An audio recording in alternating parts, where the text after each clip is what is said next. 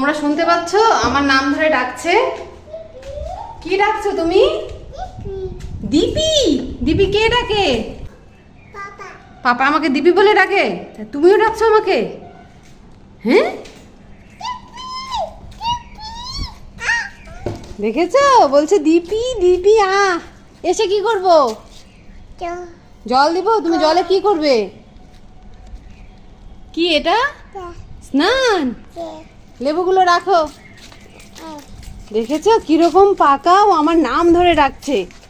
Mile লাগাবো তোমাকে? কান মলে দেই? তোমার কান মলে দিব।